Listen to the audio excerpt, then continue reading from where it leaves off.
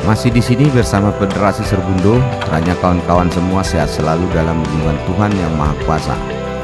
Konten video kita di kanal YouTube Federasi Serbundo hari ini adalah berjudul Peta Jalan Menuju Serikat Buruh Perkebunan Kelapa Sawit yang Kuat dan Mandiri. Ikuti dan tonton videonya karena ini menarik dan sangat penting agar kita tahu perkembangan Federasi Serikat Buruh Perkebunan Indonesia.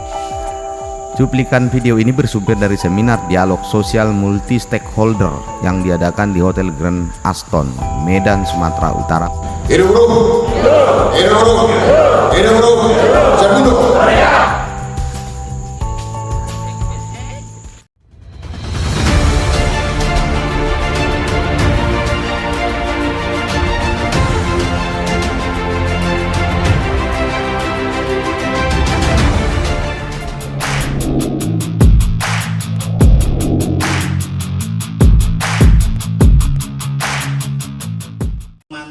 Diskusi kita pada hari ini, jadi metodenya bebas Bu, kalau mau ada yang bawa paparan nanti akan dibantu.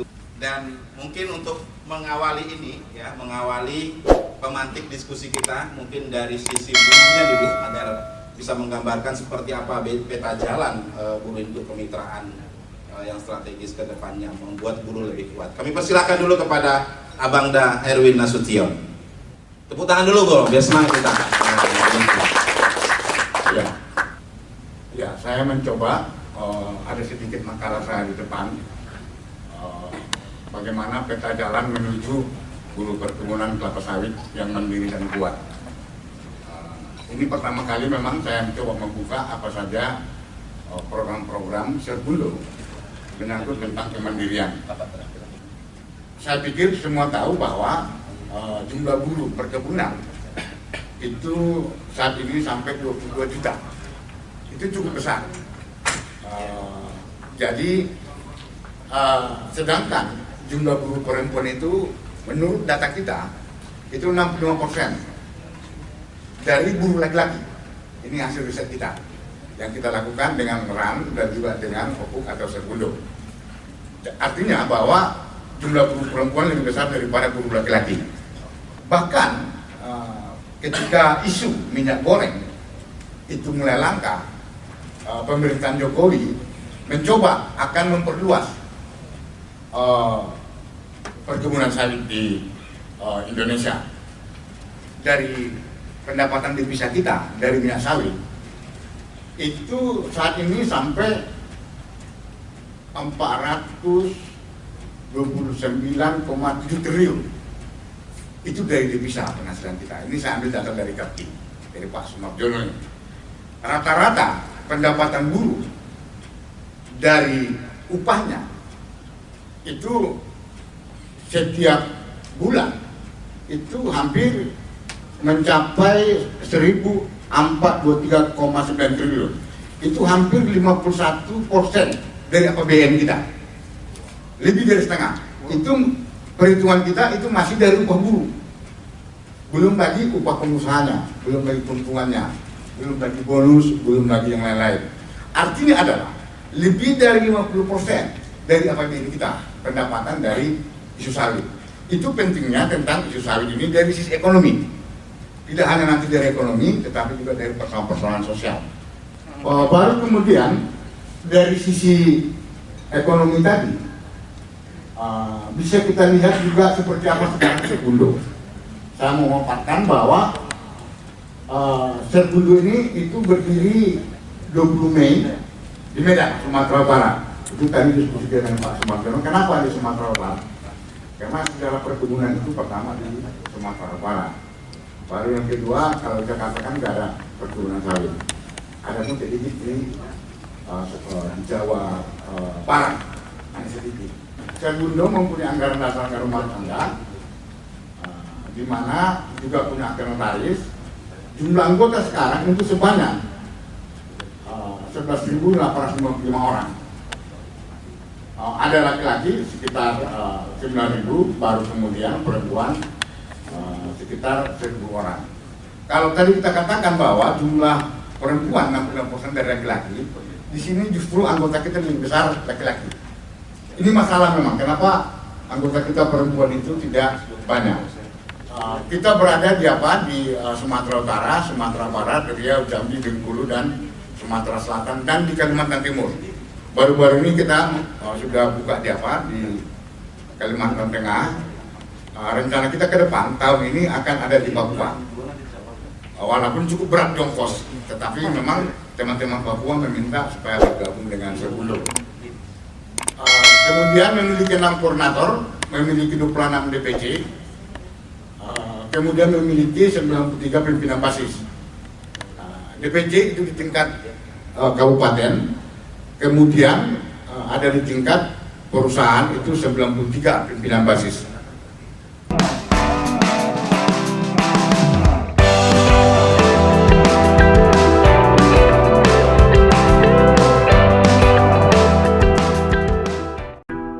Data dari Opuk pada tahun 2019, jumlah buruh perkebunan kelapa sawit di Indonesia mencapai sekitar 22 juta orang.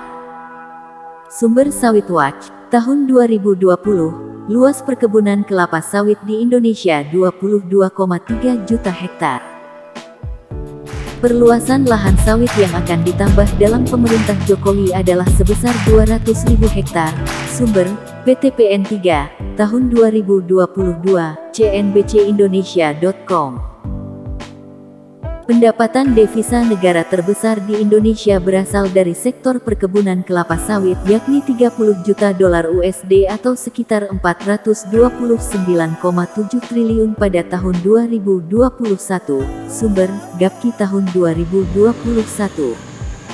Pendapatan rata-rata buruh sektor perkebunan kelapa sawit sebesar 66,8 juta dolar AS atau sekitar 1.003,2 triliun rupiah setiap tahun. Sumber, Opuk tahun 2022.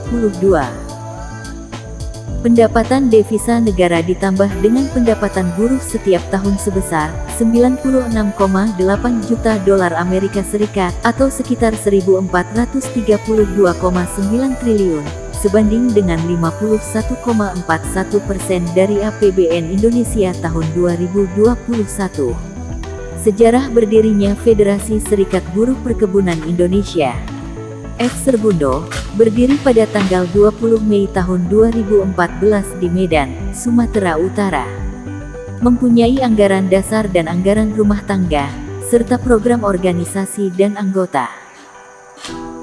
Serbundo tercatat di Dinas Tenaga Kerja Kota Medan dengan bukti pencatatan nomor 1669 SPSBD KKM 2021, tercatat di Akte Notaris nomor 01 pada tanggal 8 Maret tahun 2022. Data pada tahun 2022, jumlah anggota Serbundo sebanyak 11.885, yaitu 9.699 laki-laki, 2.186 perempuan. Serbundo berada di 7 provinsi di Indonesia, yaitu Sumatera Utara, Sumatera Barat, Riau, Jambi, Bengkulu, Sumatera Selatan dan Kalimantan Timur. Memiliki 6 koordinator wilayah di Provinsi Sumatera Barat, Riau, Jambi, Bengkulu, Sumatera Selatan dan Kalimantan Timur.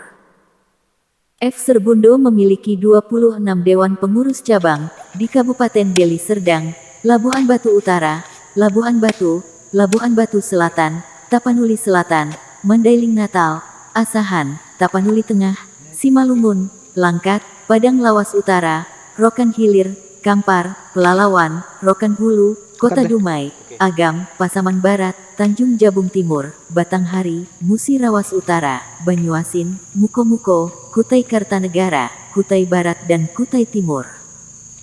Selanjutnya, bahwa Serbundo memiliki 93 pengurus basis di tingkat perusahaan perkebunan kelapa sawit. Struktur Federasi Serikat Buruh Perkebunan Indonesia. Dewan Pimpinan Pusat DPP terdiri dari Ketua Umum, Sekretaris, Bendahara, Wakil Ketua Umum Bidang Pengorganisasian, Advokasi dan Hukum, Hubungan Internasional, serta Perlindungan Perempuan dan Anak. Majelis Pertimbangan Organisasi MPO sebanyak 5 orang, Dewan Pakar sebanyak 3 orang. Rencana program strategis selama 5 tahun. Tahun pertama, pemerintah dan perusahaan melibatkan F. Serbundo dalam penyelesaian masalah-masalah buruh perkebunan kelapa sawit yang sensitif gender. Adanya pelatihan dan pendidikan bagi pengurus dan anggota F. Serbundo. Dialog sosial dengan pemerintah, perusahaan, dan pembuatan PKB perjanjian kerja bersama di perkebunan kelapa sawit.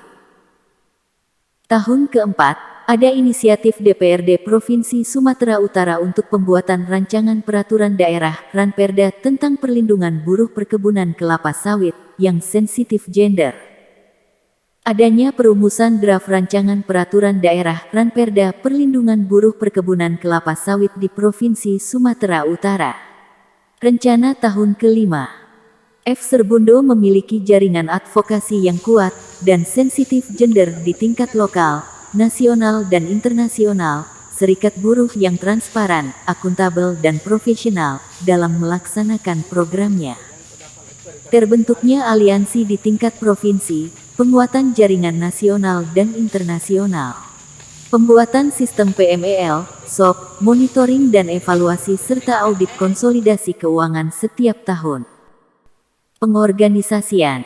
F. Serbundo melaksanakan pengorganisasian melalui kunjungan lapangan, pembentukan pengurus basis, dewan pengurus cabang dan koordinator wilayah, juga pelatihan dan pendidikan bagi anggota dan pengurus dalam meningkatkan kapasitas dan posisi tawar-menawar. Advokasi perubahan kebijakan. Advokasi perubahan kebijakan dilaksanakan dengan pembuatan PKB perjanjian kerja bersama, dialog sosial multi-stakeholder, perumusan Ranperda, rancangan peraturan daerah tentang perlindungan buruh perkebunan kelapa sawit dan penanganan kasus anggota F. Serbundo.